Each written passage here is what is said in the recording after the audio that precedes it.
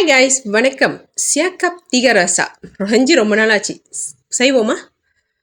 மீன் பொரிச்ச எண்ணெயிலே வெங்காயம், பூண்டு, இஞ்சி இதெல்லாம் பொடிசாக கட் பண்ணி அது கூட கலந்து நல்லா வதக்கிக்கணும்.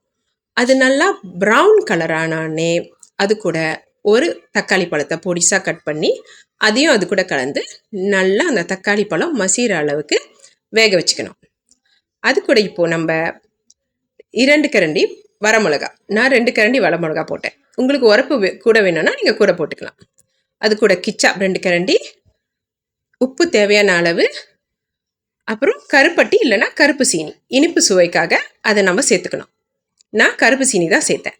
அந்த தண்ணியாக கலக்கி அது கூட மிக்ஸ் பண்ணி வடிகட்டி மிக்ஸ் பண்ணிக்கணும். அது நல்லா கொதிச்சு இந்த மாதிரி திக்க வரும்போது அது கூட புளிக்கரைப்பு, புளிப்புத்தன்மைக்காக புளிக்கரைப்பு, தீக ரசால அதனால் புளிக்கரைப்பு அது கொஞ்சம் ஊற்றி நல்லா அந்த மாதிரி பபிள் மாதிரி வரணும்.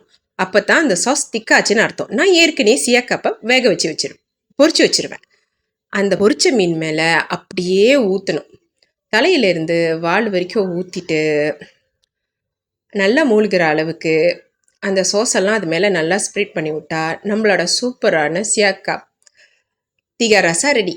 இதை சாதத்து கூட மட்டும் இல்லை, சும்மா சாப்பிட்டாலே நல்லாயிருக்கும். என் வீட்டில் எல்லாரும் இதை சும்மாவே சாப்பிட்ருவாங்க. 1 பத்தாதுங்க, 4 செய்வேன்.